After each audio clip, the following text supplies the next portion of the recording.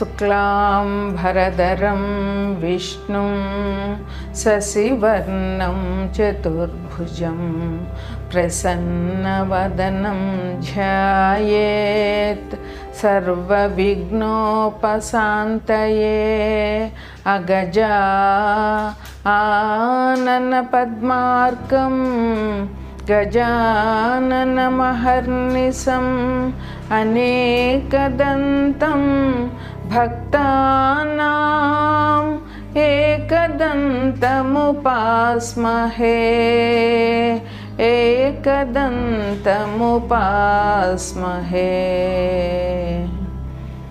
ఈరోజు శుక్రగ్రహ కారకత్వాల గురించి చెప్పుకుంటున్నాము. శుక్రగ్రహం ఏ రాశిలో ఉంటే వారికి ఏ రకమైన ఫలితాలు వస్తాయి అనేది నేను చెప్పబోతున్నాను. శుక్రగ్రహం డిసెంబర్ 2వ తారీఖు నుంచి వృశ్చిక రాశి నుంచి ధనుసు రాశి నుంచి మకర రాశికి మారింది. ఈ గ్రహం ఇక్కడ 29/12/2024 వరకు శుక్రగ్రహం మకర రాశిలో స్థితి పొంది ఉంటుంది. ఆ శుక్రగ్రహం మకర రాశిలో ఉండడం వల్ల ద్వాదశ రాశులకి ఏ రకమైన ఫలితాలు వస్తాయి, ఏ రకమైన పరిహారాలు వారు చేసుకోవాలి అనేది నేను ఇప్పుడు చెప్పబోతున్నాను. హిమకుంద మృణాలాభం దైత్యానాం పరమం గురుం సర్వశాస్త్ర ప్రవక్తారాం భార్గవం ప్రణమామ్యహం. ఇది శుక్రగ్రహానికి సంబంధించినటువంటి శ్లోకం. శుక్రగ్రహం పూర్తిగా స్త్రీ గ్రహం. స్త్రీలకు సంబంధించిన విషయాలు శుక్రగ్రహంలో మనకి ఎక్కువగా కనిపిస్తాయి. శుక్రగ్రహం పూర్తిగా స్త్రీకి సంబంధించి ఇది జలతత్వ గ్రహం. అందువల్ల శుక్రగ్రహం స్త్రీ గ్రహం అయ్యి మనసుకి రంజింపజేసే రకవంటి లక్షణాలు ఈ గ్రహానికి ఉన్నాయి. అంటే శుక్రగ్రహం పూర్తిగా స్త్రీలకు సంబంధించిన విషయాలనే సూచిస్తుంది. స్త్రీలకు అనుకూలంగా ఉంటుంది. శుక్రగ్రహం అనుకూలంగా ఉంటే నగలు, నాణ్యాలు, విలాస వస్తువులు అన్నీ ఉంటాయి. మనిషికి కావలసింది ముఖ్యంగా ఆనందం, కుటుంబ సౌఖ్యం ఉండాలి. ఇవి ఉంటే మనిషి సంతృప్తిగా ఆనందంగా ఉండగలడు. ఈవెన్ డబ్బు లేనివాడైనా సరే మనసుకు ఆనందంగా ఉంటే, మనసు మంచిగా ఉంటే ఆనందంగా ఉంటాడు. డబ్బు అనేది రెండో ప్రయారిటీ అవుతుంది ఏ మనిషికైనా. అట్లాంటి వారికి శుక్రగ్రహం బాగా ఉంటే మనసు ఆనందంగా ఉంటుంది, మనిషి ఆనందంగా ఉంటాడు, కుటుంబంతో సుఖంగా సౌఖ్యాలతో ఉంటాడు. అదేవిధంగా సంఘంలో కూడా సౌఖ్యంగా ఉంటాడు, ఇరుగు పొరుగు వారితో మంచిగా ఉంటాడు.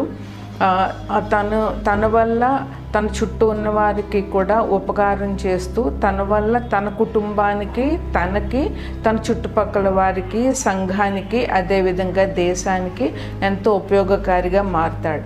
అదే మనసు బాగోలేనప్పుడు ఆ మనిషి చాలా విచారం పొందుతాడు, చాలా కోపగ్రస్తుడవుతాడు. ఇంకా దుర్మార్గుడైతే కనుక సంఘ విద్రోహ చర్యలకు కూడా పాల్పడతాడు. అందువల్ల శుక్రగ్రహం అనుకూలంగా ఉంటే మనిషి ఇల్లు కొనుక్కోగలుగుతాడు, వాహనాలు కొనుక్కోగలుగుతాడు, నగలు, నాణ్యాలు, డబ్బు అన్నీ కూడా బాగా వస్తాయి శుక్రగ్రహం వల్ల.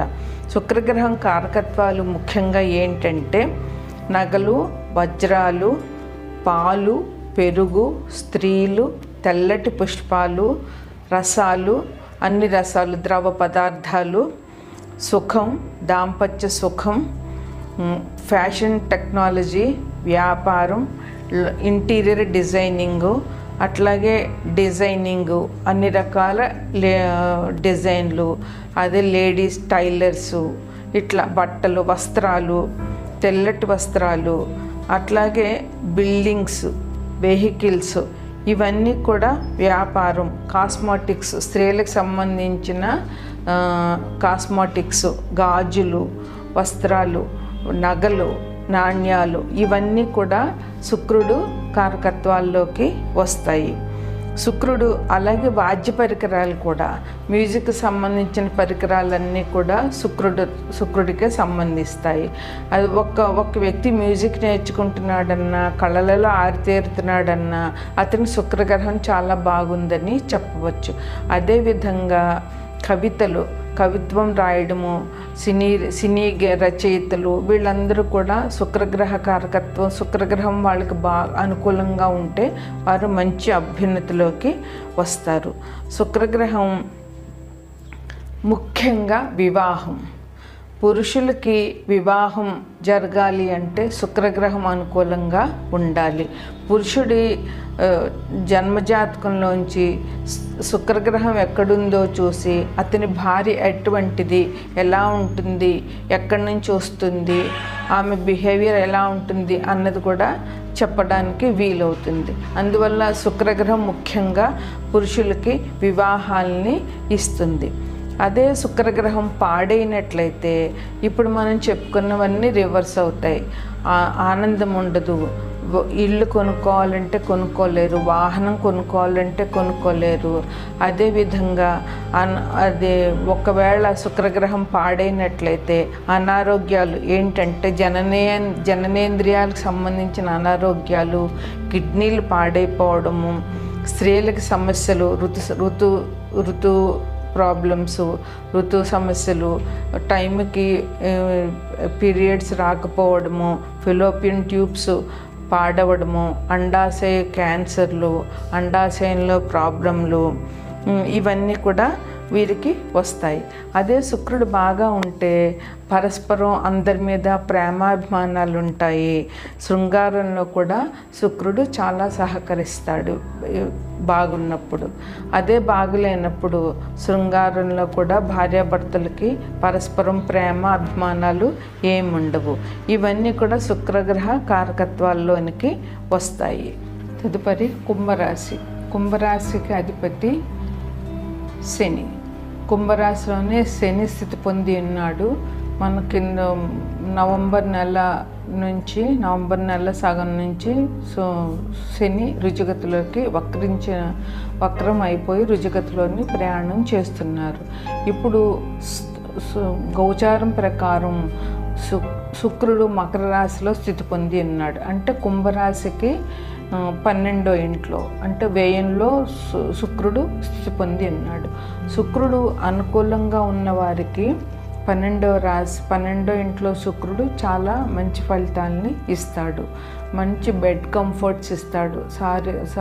మంచిగా పడుకోవడానికి వారికి మందమైన పరుపులు, మంచాలు ఉంటాయి. వాళ్ళు మంచిగా నిద్రపోగలుగుతారు. అదే భార్య సుఖం కూడా వారికి చాలా బాగా ఉంటుంది. వీళ్ళు పాపకార్యాలు చేయకుండా ఉండడం వల్ల వీరికి చాలా మంచి జరుగుతుంది. అదేవిధంగా 12వ ఇల్లు మరణం కూడా సూచిస్తుంది. అదే అనాయాస మరణం, అంటే రోగాలతో తీసుకోకుండా సులభంగా చనిపోయే అవకాశం కూడా ఈ రాశి వారికి ఉంటుంది. అదేవిధంగా వీరు పాప పనులు చేయకుండా ఉన్నట్లయితే వీరికి చాలా మంచి జరుగుతుంది. వీరికి పాపభీతి కూడా బాగా ఎక్కువగా ఉంటుంది.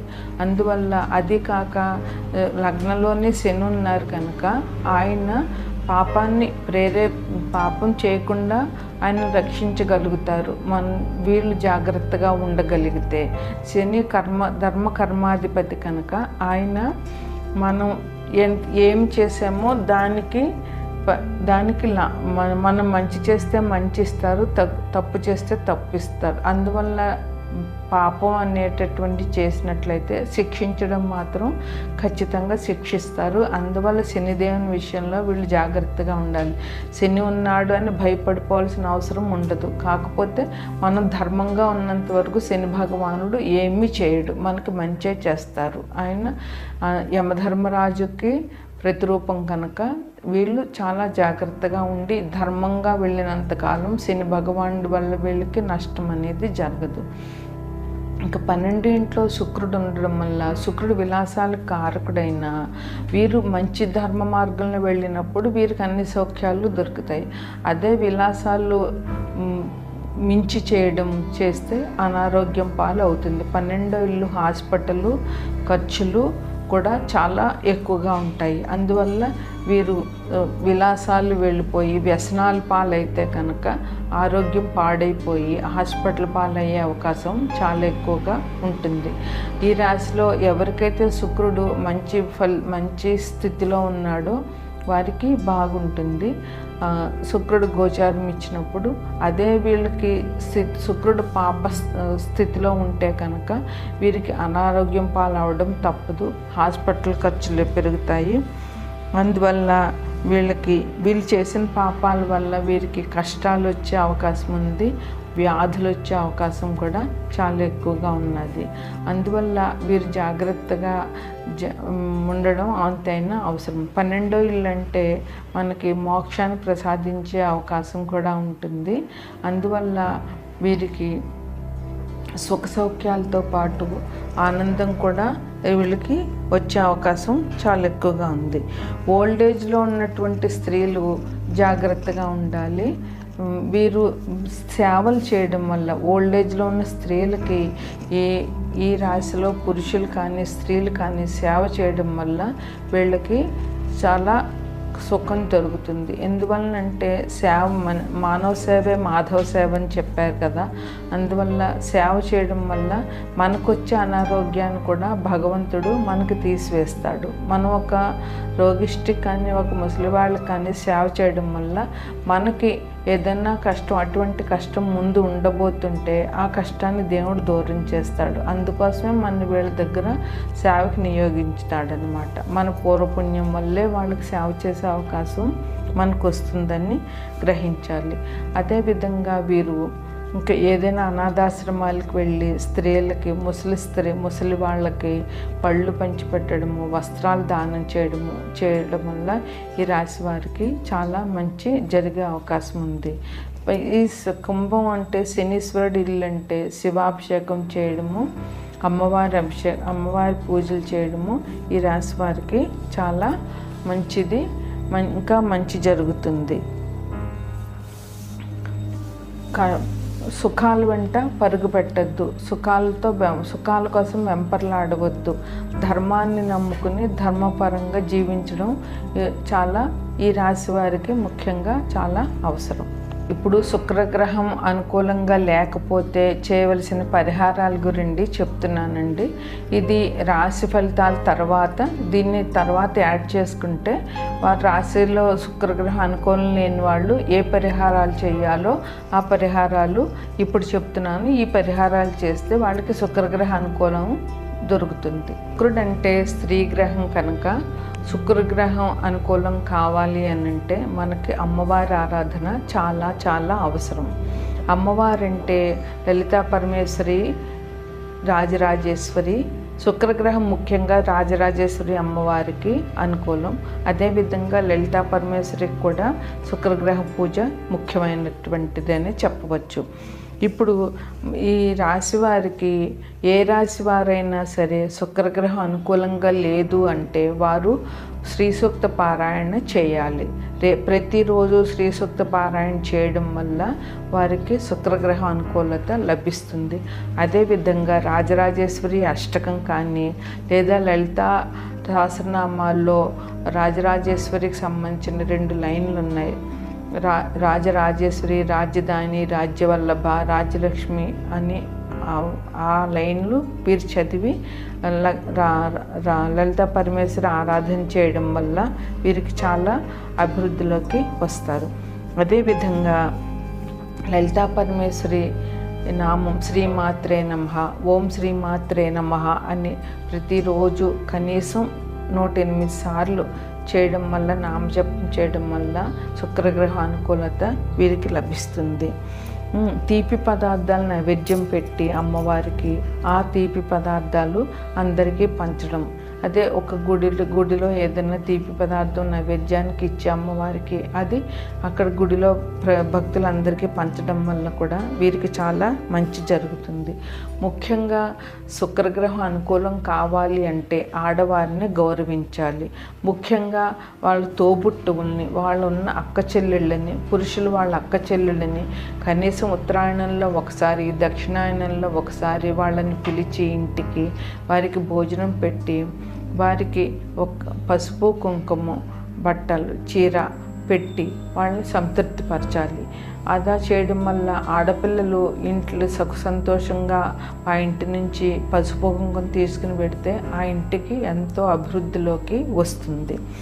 అదే అక్క చెల్లెలు లేని వాళ్ళు మేనత్త అంటే తండ్రి చెల్లెలు, తండ్రి అక్క, ఆ మేనత్తని గౌరవించాలి. ఆ మేనత్తని కనీసం సంవత్సరానికి 2 సార్లు 3 సార్లు ఎన్నిసార్లు వీలైతే అన్నిసార్లు పిలిచి ఆమెకి పసుపు కుంకుమ జాకెట్ బట్ట లేదా చీర ఇవ్వాలి. అదేవిధంగా ముందుగా ఇంట్లో తల్లిని పూజించాలి. ప్రతిరోజు తల్లి కాళ్ళకి నమస్కారం చేస్తే ఏ గ్రహమైనా అనుకూలంగానే ఉంటుంది. ఎందువలనంటే శని భగవానుడైనా సరే వృద్ధుల్ని ఆదరించమని చెప్తాడు. గురువు మా శుభగ్రహం కనుక ఆయన అదే చెప్తాడు. అదేవిధంగా అమ్మవారు శుక్రుడు చంద్రుడు అమ్మవారు అవతారం కనుక వాళ్ళు అమ్మవారిని తల్లిని పూజించమని చెప్తారు. ఎందుకంటే ముందు తల్లే మనకి మొదటి గురువు, బంధువు అన్నీ ఆమె. అందువల్ల తల్లిని పూజించడం, ప్రతిరోజు తల్లికి పాదాలకు నమస్కారం చేయడము, మీరు ఆఫీస్కి వెళ్ళేటప్పుడు తల్లి పాదాలకు నమస్కారం చేయడము, లేదా ఏదైనా ఒక మంచి పని మీద వెళ్తున్నప్పుడు అది అబ్బాయిలైనా అమ్మాయిలైనా పెద్దవాళ్ళైనా ఎవరైనా సరే తల్లికి నమస్కారం చేసి బయటకు వెళ్తే ఆ పనిలో మీకు విజయం తప్పకుండా సిద్ధిస్తుంది. అదేవిధంగా భార్యని అందరినీ వదులుకుని తన కుటుంబాన్ని వదులుకుని నీ ఇంటికి వచ్చిన భార్య నిన్ను గౌరవించకపోతే ఆమె పాడే దుఃఖం అంతా కుటుంబాన్ని మొత్తానికి తగులుతుంది. అందువల్ల భార్యను గౌరవించాలి. అంతేకాకుండా ఓం భార్గవాయ నమః అనే మంత్రాన్ని కనీసం 11 సార్లు లేదా 21 సార్లు ప్రతిరోజు చెప్పాలి. ఇంకొకటి ఏంటంటే శుక్రునికి సంబంధించినటువంటి నవగ్రహ స్తోత్రం ఒకటి ఉంది. హిమకుంద మృణాలాభం దైత్యానం పరమం గురుం సర్వశాస్త్ర ప్రవక్తారం భార్గవం ప్రణమామ్యహం. దీనిని కనీసం 11 సార్లు లేదా 21 సారి ఓపిక శ్రద్ధ చేయగలిగిన ఓపికన్న వాళ్ళు 108 సార్లు చేయడం వల్ల శుక్రగ్రహ అనుకూలత తప్పకుండా సిద్ధిస్తుంది. సౌందర్యలహరి పారాయణ ఈరోజు ఇప్పుడు చాలా ప్రసిద్ధిలో ఉన్నది. అందువల్ల సౌందర్యలహరి పారాయణ చేసిన లేదా సౌందర్యలహరి విననా కూడా వీరికి చాలా మంచి జరుగుతుంది. అదేవిధంగా పౌర్ణమి రోజున వెన్నెల్లో కూర్చుని లలిత అమ్మవారి సహస్రనామం కానీ అష్టోత్తరం కానీ చేయడం వల్ల అమ్మవారి అనుగ్రహాన్ని పొంది శుక్రగ్రహ అనుకూలాన్ని పొందుతారు. ఇది శుక్రగ్రహ పరిహారంగా మీరు భావించండి. నమస్కారం.